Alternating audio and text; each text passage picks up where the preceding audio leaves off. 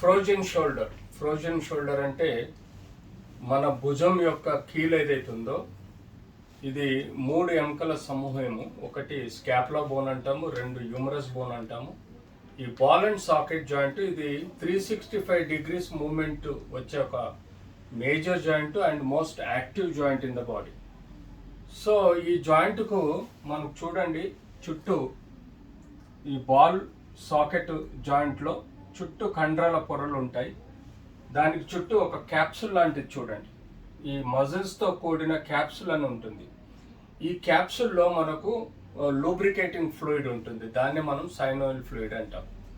So ఈ 365 degrees తిరిగే ఈ జాయింట్ ఎప్పుడు మనకు దానిలో ఉండే ఫ్లూయిడ్ థిన్ ఫ్లూయిడ్ ఉంటుంది, క్రీమ్ కలర్డ్ ఫ్లూయిడ్ ఉంటుంది.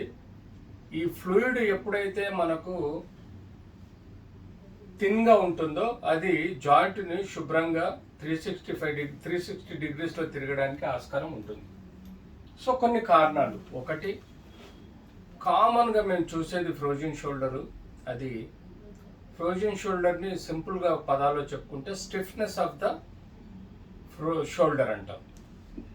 సో ఇది డయాబెటిక్ పేషెంట్స్లలో అన్కంట్రోల్ డయాబెటీస్ ఉన్నప్పుడు యూజువల్గా ఈ గ్లూకోజ్ కంటెంట్ పెరిగినప్పుడు రక్తంలో ఈ గ్లూకోజ్ అనేది టిష్యూస్లో పోయి టిష్యూస్ ద్వారా ఏదైతే సైనల్ ఫ్లూయిడ్లో ఉండే ఈ థిన్ ఫ్లూయిడ్ని థిక్గా తయారు చేస్తుంది.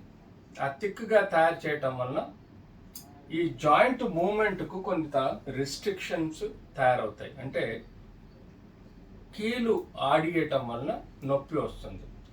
సో ఎప్పుడైతే ఈ సైనోయిల్ ఫ్లూయిడ్ డయాబెటీస్ కంట్రోల్ లేకుండటం వల్ల లోపల జాయింట్ లోపల పొరలు ఏర్పడి జాయింట్ను స్టిఫ్నెస్కు తీసుకుపోతుంది, అంటే బిగుసుకుపోతాయి.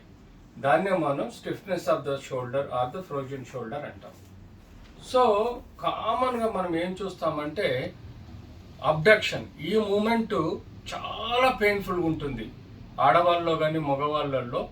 ఇలా ఎత్తడం అనేది చాలా పెయిన్ఫుల్ కండిషన్ ఉంటుంది, దాన్నే మనం ఫ్రోజన్ షోల్డర్ కానీ ఆ స్టిఫ్నెస్ ఆఫ్ ద షోల్డర్ అని అంటాం. సో ఈ మూమెంట్ దాటి ఎత్తలేరు, షర్ట్ వేసుకోలేరు, ఏ పనులు చేయలేరు, అన్బేరబుల్ పెయిన్ ఉంటుంది, పెయిన్తో పాటు వాపు ఉంటుంది, ఎర్రబడ్డం ఉంటుంది. సో ఇలాంటి షోల్డర్ పెయిన్ని మనం టెక్నికల్గా కోల్డ్ పెయిన్ అంటాము.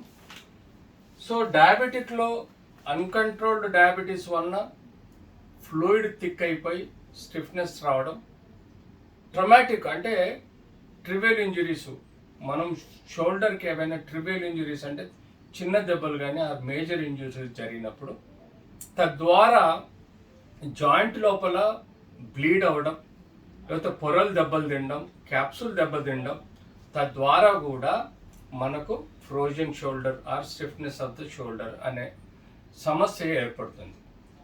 మూడోది కీలవాతం. కీలవాతంలో కూడా మనకు రుమటైడ్ ఆర్థరైటిస్ కానీ, సోరియాటిక్ ఆర్థరైటిస్ కానీ, గౌటీ ఆర్థరైటిస్ కానీ, సెప్టిక్ ఆర్థరైటిస్ కానీ, ఇట్లాంటి పలు రకాల ఆర్థరైటిస్, ఈవెన్ డీజనరేటివ్ ఆస్టియో ఆర్థరైటిస్లో మనకు షోల్డర్లో ఒక టైప్ ఆఫ్ డిరేంజ్మెంట్, అంటే జాయింట్ లోపల పొరలు దెబ్బతింటాయి, జాయింట్ యొక్క కార్టిలేజ్ దెబ్బతింటుంది, జాయింట్ యొక్క బోన్ కొనలలో కూడా వ్యత్యాసం వస్తుంది. కాబట్టి ఆ ఫ్రోజన్ షోల్డర్ డెవలప్ అవడం, ఆ stiffness of the shoulder develop అవడం అనేది మనం చూస్తూ ఉంటాం.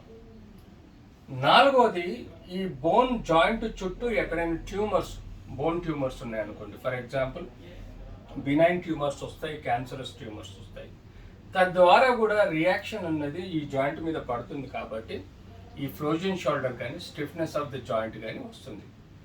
సో అలాగే వేరే అదర్ సాఫ్ట్ టిష్యూస్, అంటే మనకు ఈ యొక్క జాయింట్కు చుట్టూ ఉండే మజిల్స్, లేయర్స్, క్యాప్సులు ఆర్ ఇతరతర చోట్ల మనకి ఇన్ఫెక్షన్స్ వచ్చినప్పుడు ఆ ఇన్ఫెక్షన్స్ కూడా జాయింట్లో ఉండే ఫ్లూయిడ్ మీద ఎఫెక్ట్ అవుతుంది. కాబట్టి ఫ్లూయిడ్ కూడా కంటామినేషన్ అయ్యి ఫ్లూయిడ్లో ఒక బ్యాక్టీరియా డెవలప్ అవడం వల్ల కూడా ఈ యొక్క జాయింట్ డ్యామేజ్ అయ్యి స్టిఫ్నెస్కి రావడం, దాన్ని ఫ్రోజన్ షోల్డర్ రావడం. ఇలాంటి 6 రకాలుగా సమస్యలు ఉండటం వల్ల మనకు ఫ్రోజన్ షోల్డర్ కానీ స్టిఫ్నెస్ ఆఫ్ ద జాయింట్ కానీ వస్తుంటాయి. సో టెక్నికల్గా ఇన్ని కారణాలు మనం తెలుసుకోవాల్సిన అవసరం ఉంది.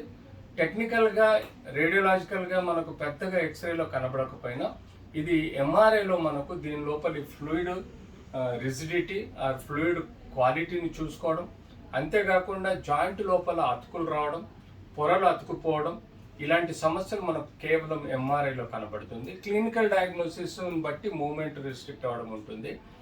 సో ఇలాంటి ఫ్రోజన్ షోల్డర్కు తగు కారణాలని కంట్రోల్ చేయడం మోస్ట్ ఇంపార్టెంట్. అంటే డయాబెటీస్ ఉంటే డయాబెటీస్ని కంట్రోల్ చేసుకోవడం, ట్రామా అయితే దాని ప్రాబ్లం సమస్యను సాల్వ్ చేసుకోవడం, ఆర్థరైటిస్ అయితే స్పెసిఫిక్ ఆర్థరైటిస్ అయితే ఆ ఇష్యూను మనం సమస్యను సాల్వ్ చేసుకోవడం చేసుకుంటూ డైలీ మంచి ఫిజియోథెరపీ అంటే వాల్ పైన చేతులు రైట్ చేయడం, తద్వారా రోజు గ్రాడ్యువల్గా మూమెంట్ పెరుగుతుంది.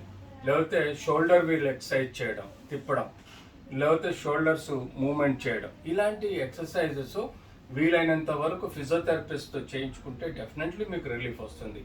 ఎప్పుడైతే మీతో కాదో ఫిజియోథెరపిస్ట్తో కాదో అప్పుడు మేము మత్తిచ్చి ఆ మత్తులో చేతిని మలుస్తాం, అంటే దాన్ని మ్యానిపులేషన్ అంటాం. ఈ మ్యానిపులేషన్ చేయటం వల్ల కూడా లోపల జరిగిన అతుకుల్ని తెగించి ఆ జాయింట్ను ఫ్రీగా చేయడం, తద్వారా ఈ ఫ్రోజన్ షోల్డర్ని సమస్య సాల్వ్ చేయడం జరుగుతుంది. అంతేకాకుండా ఆ జాయింట్ లోపలికి అవసరం ఉంటే స్టెరాయిడ్ ఇంజెక్షన్ కానీ ఇచ్చి ఈ యొక్క అతుకుల్ని ఫ్రీ చేసేసి మూమెంట్ తీసుకురావడం వల్ల వారికి నొప్పి తగ్గుతుంది, ప్లస్ జాయింట్ ఫ్రీగా ఉంటుంది. సో ఇలాంటి ఫ్రోజన్ షోల్డర్ని కానీ స్టిఫ్నెస్ ఆఫ్ పెయిన్ని కానీ స్టిఫ్నెస్ ఆఫ్ ద షోల్డర్ జాయింట్ని కానీ మనం సరైన పద్ధతిలో ట్రీట్మెంట్ చేయగలిగితే డెఫినెట్లీ వాళ్ళకి మంచి రికవరీ వచ్చే ఆస్కారం కూడా ఉంటుంది. నెక్స్ట్ క్వశ్చన్ ఏంటి? Osteoporosis including with